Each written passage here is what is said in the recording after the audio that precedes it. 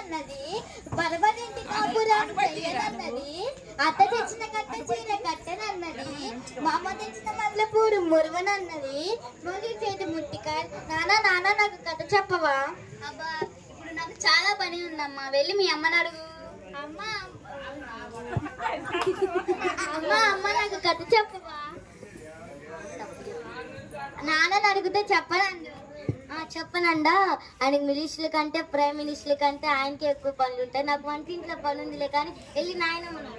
మీ ఇద్దరు ఎప్పుడూ ఇంతే. నాయనమ్మ నాకు కథ చెప్పవా? నా బంగారు తల్లి, నా చిట్టి తల్లి, అట్లా పెరట్లోకి వెళ్ళి చెప్పుకుందామా?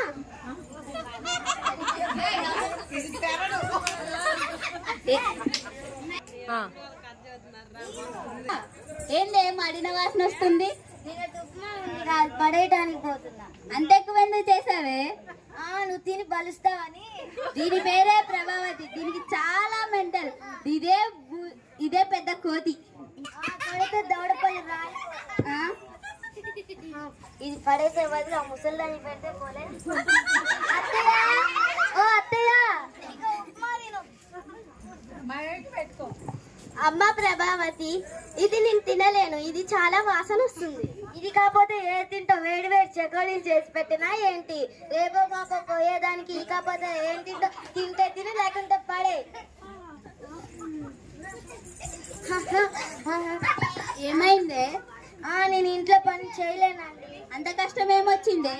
మీరు రేపు పొద్దున్నే ఏమో ఆఫీసుకు పోతారు, పాప ఏమో స్కూల్కి పోతుంది. ఏంటి ఆ ముసల్దాన్ని చూసుకోలేకపోతున్నా? నన్నేం చేయమంటావే? అయితే ఏం చేయాలి? నీ ఇంట్లో నేనైనా ఉండాలి, అదైనా ఉండాలి. అయితే అనాథాశ్రమాలు ఉన్నాయి కదా, దాంట్లో వేయండి. సరే, ఫోన్ చేస్తున్నా ఉండు. హలో, పొద్దుటూరు అనాథాశ్రమం అండి. మా అమ్మని మీ అనాథాశ్రమంలో చేర్చుకుంటారండి?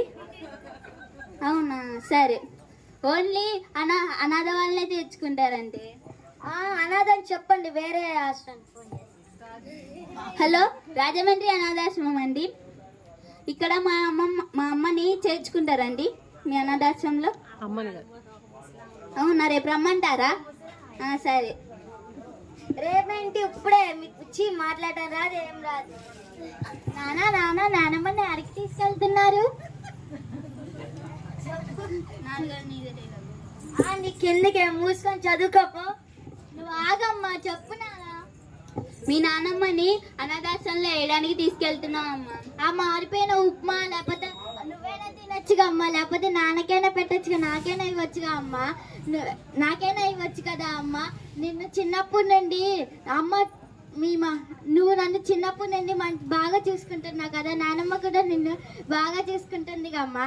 నాన్న, మా తప్పుని మేము అర్థం చేసుకుంటామమ్మా, మమ్మల్ని క్షమించు. కాదు, నానమ్మని.